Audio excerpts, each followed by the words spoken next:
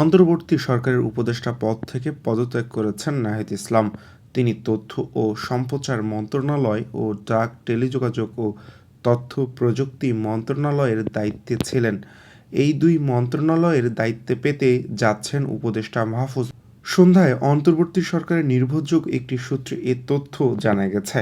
এছাড়াও তথ্য ও প্রযুক্তি মন্ত্রণালয়ের পলিসি অ্যাডভাইজার, সমন্বয় ও সংস্কার ফয়েজ আহমেদ তৈয়ব অন্তর্বর্তী সরকারের গুরুত্বপূর্ণ একটি দায়িত্ব দেওয়া হতে পারে বলে জানা গেছে। শেখ হাসিনার নেতৃত্বাধীন আওয়ামী লীগ সরকার পতনে আন্দোলনে গুরুত্বপূর্ণ ভূমিকা রাখা মাহফুজ আলম ছিলেন বৈষম্য বিরোধী ছাত্র আন্দোলনের লিয়াজোঁ কমিটির সমন্বয়ক।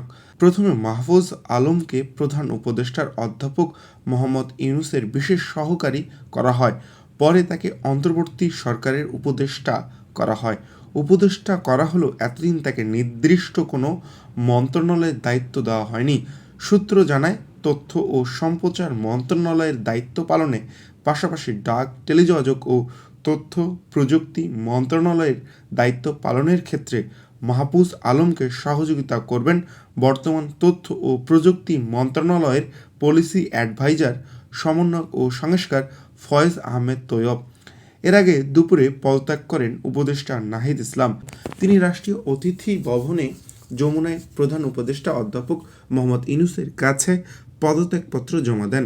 নাহিদ ইসলাম আগামী ২৮ ফেব্রুয়ারি আত্মপ্রকাশ করতে যাওয়া নতুন রাজনৈতিক দলের নেতৃত্ব দেবেন। মাহফুজ বিশ্ববিদ্যালয়ে ২০১৫ ও ১৬ শিক্ষাবর্ষে আইন বিভাগের শিক্ষার্থী ছিলেন। বৈষম্য বিরোধী ছাত্র আন্দোলনের প্ল্যাটফর্মের নেতৃত্বে আওয়ামী লীগ সরকার বিরোধী আন্দোলন চলাকালে গুরুত্বপূর্ণ ভূমিকা পালন করেন।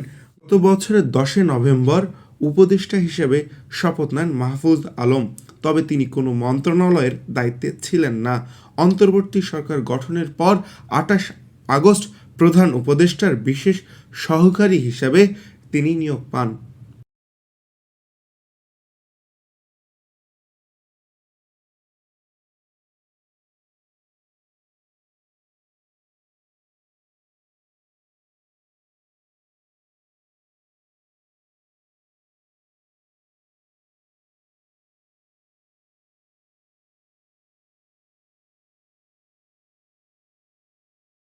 Bangla page, London.